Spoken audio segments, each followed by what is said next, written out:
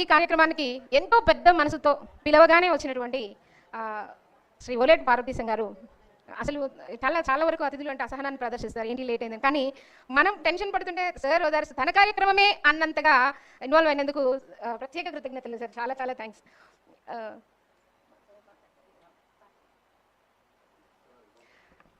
ఈ కార్యక్రమాన్ని ఉద్దేశించి పుస్తకావిష్కరణ కన్నా ముందు మన ఈనాటి ముఖ్య అతిథి అయినటువంటి శ్రీ ఓలేటి పార్వతీశం గారిని సభను ఉద్దేశించి ప్రసంగించవలసిందిగా మనందరి కరతాళ ధ్వనుల మధ్య సార్కి మరొకసారి స్వాగతం తెలియజేస్తున్నాం.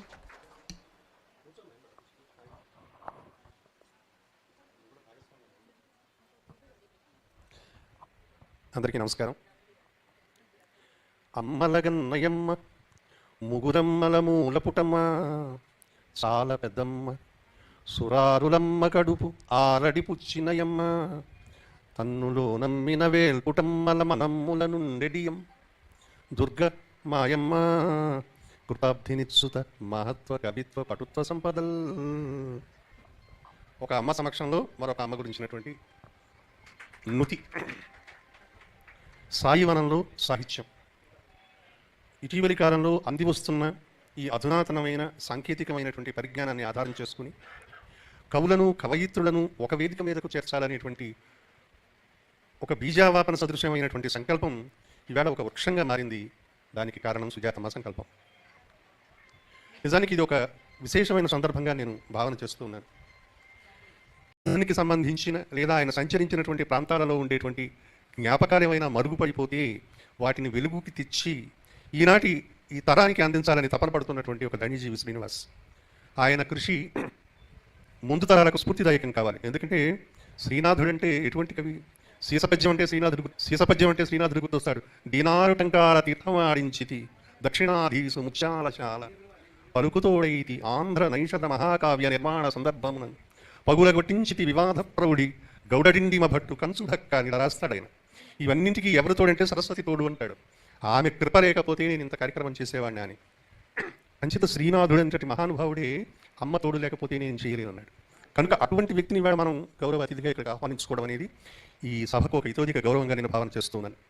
మరి సభను నిర్వహిస్తున్నటువంటి కళ్యాణి మా సోదరి, ఎందుకంటే ఆమె కూడా ఆకాశవాణిలోనే పనిచేస్తుంది. మా జీవితాలన్నీ దృశ్య శ్రవ్య మాధ్యమాలతో ముడిపడి ఉన్నాయి కనుక సోదరి చాలా చక్కగా నిర్వహిస్తున్నది. ఏమైనా ఇవాళ సాహితీ నేస్తం అనేటువంటి పేరుతో ఒక గ్రంథాన్ని అందుబాటులోకి తేవడం, అనేక మంది కవుల యొక్క కవితలను స్వీకరించి వాటిని సంకలనం చేయడం అనేది చాలా గొప్ప విశేషంగా నేను భావన చేస్తున్నాను. నిజానికి ఈ ఆలోచన ఇప్పుడు వచ్చింది కాదు. దశాబ్దాలకు పూర్వమే ఒక సాహిత్య అకాడమీ లాంటి వ్యవస్థలు, గొప్ప గొప్ప సాంస్కృతిక సేవ చేసినటువంటి వ్యవస్థలు, ఆనాటి కవుల యొక్క కవితలను సంకలనం చేసినటువంటి చరిత్ర తెలుగు సాహిత్యంలో ఉన్నది. ఒక దివాకర్ల వెంకటావధాని, ఒక కండవల్లి లక్ష్మీరంజనం, మహాకవి దాశరథి, నారాయణ రెడ్డి, శేషేంద్ర శర్మ, కుందుర్తి ఆంజనేయులు ఇలాంటి మహాకవులందరూ కూడా తమ కవితలను సంకలనాలలో ప్రకటించుకొని తమ అస్తిత్వాన్ని సాహిత్య చరిత్రలో చాటినటువంటి గొప్ప దాఖలాలు మన చరిత్రలో ఉన్నాయి. కనుక ఈవేళ మనం చేస్తున్నటువంటి పని, అమ్మ ప్రకటనకు తెస్తున్నటువంటి ఒక ఈ సంకలనంలో మన కవితలు ఉండాలనేటువంటి ఒక అభిలాష చాలా గొప్పది. నేను అమ్మకి చేసే సూచన ఏమిటంటే, ముందు కాలంలో ఇలా ప్రకటించినప్పుడు కవి సమ్మేళనాలు కూడా ఏర్పాటు చేయవలసిందిగా కోరుతున్నాను. ఎందుకు ఈ మాట అంటున్నానంటే, ఒక కవిత మనం చదువుతున్నప్పుడు ఏ కవిది కానీ కవయిత్రిది కానీ, అమ్మ మీరు ఏదైనా మాట్లాడుకోవాల్సి ఉంటే బయటకు వెళ్ళచ్చు, ఎవరు నిర్బంధంగా ఇక్కడ ఉండాలని లేదు.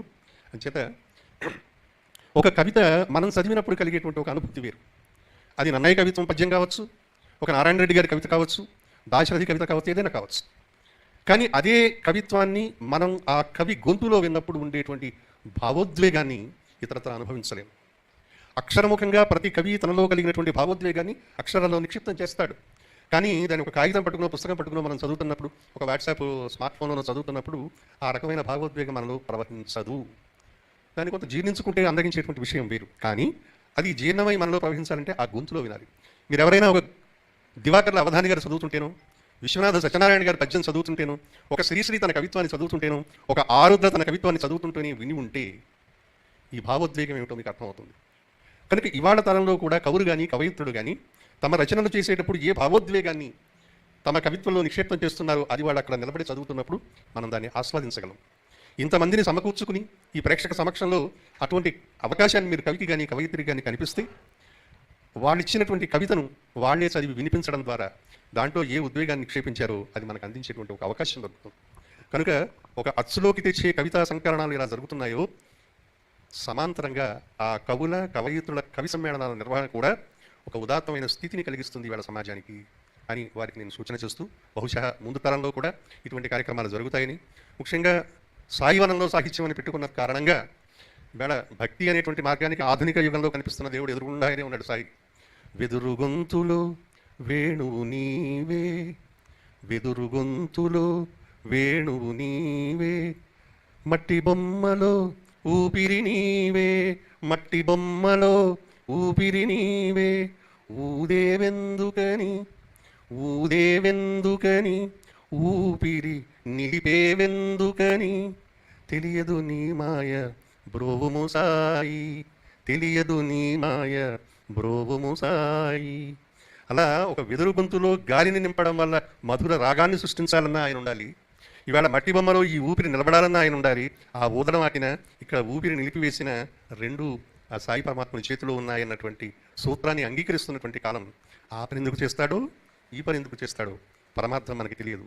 అటువంటి సంక్లిష్టమైన స్థితిలో ఉన్నటువంటి మనిషి భగవదారాధనలో సాహిత్య సేవ చేస్తూ మున్ముందుకు సాగాలని, అమ్మ తలపెట్టినటువంటి ఈ సాహితీ సవనం జయప్రదంగా ముందుకు సాగాలని ఆకాంక్షిస్తూ స్వస్తి.